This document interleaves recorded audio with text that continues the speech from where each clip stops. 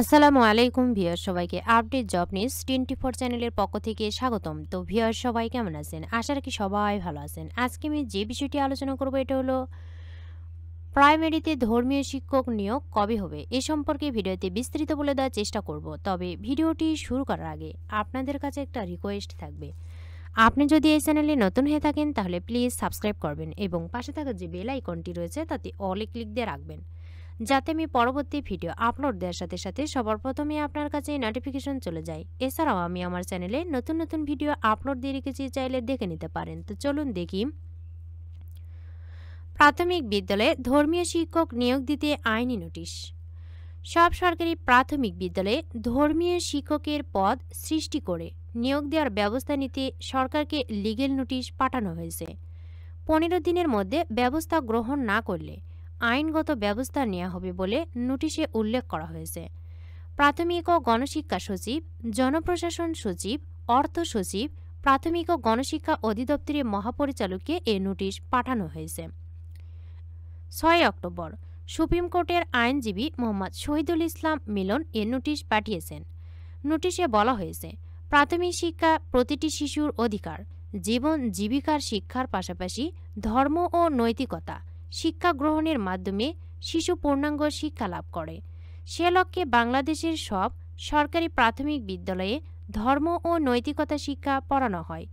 কিন্তু পর্যাপ্ত ধর্মশিক্ষকের অভাবে দেশের বিভিন্ন এলাকায় প্রাথমিক বিদ্যালয়ে ধর্ম ও নৈতিক শিক্ষা উপেক্ষিত থেকে যাচ্ছে। অনেক স্কুলে হিন্দু শিক্ষকরা পড়াচ্ছেন ইসলাম ধর্ম শিক্ষা, কারণ ওইসব স্কুলে কোনো মুসলিম শিক্ষক নেই। অন্যদিকে একই কারণ ও পরিস্থিতিতে মুসলিম শিক্ষকরা পড়াচ্ছেন হিন্দু ধর্ম শিক্ষা। কিছু স্কুলে সংশ্লিষ্ট বিষয়ে শিক্ষকের অভাবে ধর্মশিক্ষার ক্লাসও নিয়মিত হয় না। বিশেষ করে ইসলাম ধর্ম ও নৈতিকতা শিক্ষা গ্রহণের সঙ্গে পবিত্র কোরআন মাজিদ শিক্ষা জড়িত আছে। কিন্তু সরকারি প্রাথমিক বিদ্যালয়ে কোনো ধর্মীয় শিক্ষক না থাকায় শিক্ষার্থীদের আরবি পড়া এবং লেখা ভালোভাবে শেখানো সম্ভব হয় না। আরও বলা হয়েছে, আমাদের দেশের সব মুসলমান মা বাবারই ইচ্ছা থাকে তার সন্তান পবিত্র কোরআন তেলাওয়াত শিখবে এবং পড়বে, কিন্তু সরকারি প্রাথমিক বিদ্যালয়ে পবিত্র কোরআন শিক্ষার ভালো শিক্ষক না থাকায় তারা তাদের সন্তানদের সরকারি প্রাথমিক বিদ্যালয়ের পরিবর্তে মক্তব মাদ্রাসায় পাঠান। ফলে সরকারি প্রাথমিক বিদ্যালয়ে ছাত্রছাত্রী ভর্তি আশঙ্কাজনকভাবে হ্রাস পাচ্ছে।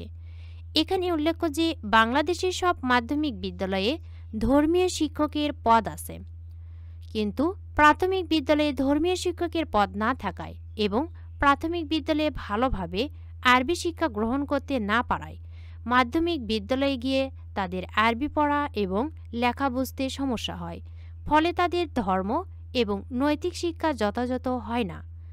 তাই সরকারি প্রাথমিক বিদ্যালয়ে ধর্মীয় শিক্ষক পদে মাদ্রাসা শিক্ষা বোর্ড থেকে কামিল ও বিভিন্ন বিশ্ববিদ্যালয় থেকে আরবি, ইসলামী স্টাডিজ, দাওয়া ও কোরআনিক সায়েন্স ডিসিপ্লিন থেকে মাস্টার্স এবং কওমি মাদ্রাসা থেকে দাওরাই হাদিস ডিগ্রিধারীদের ধর্মীয় শিক্ষক নিয়োগ দিলে তারা ধর্মীয় শিক্ষার পাশাপাশি অন্য বিষয়ে পড়াতে সক্ষম হবেন। নোটিশে বলা হয়, সরকারি প্রাথমিক বিদ্যালয়ে ধর্মীয় শিক্ষকের পদ সৃষ্টি করা হলে মাদ্রাসা থেকে পাশ করা শিক্ষার্থীদের বিপুল কর্মসংস্থানের সৃষ্টি হবে এবং শিশুদের কোমল হৃদয়ে ধর্মীয় মূল্যবোধ ও দেশপ্রেম জাগ্রত হবে। সন্ত্রাস, মাদক ও জঙ্গিবাদ, ইফটিজিং সহ সামাজিক অপরাধের প্রতি ঘৃণা তৈরি হবে। জাতির ভবিষ্যৎ নির্মাণের কারিগর শিশুদের নৈতিক, মানবিক ও আদর্শ ভিত্তির উপর গড়ে তোলা সম্ভব হবে। তো ভিউয়ার্স, কিছু কিছু প্রাথমিক বিদ্যালয়ে ধর্মীয় শিক্ষকের অভাবে কিন্তু শিক্ষার্থীরা ভালোভাবে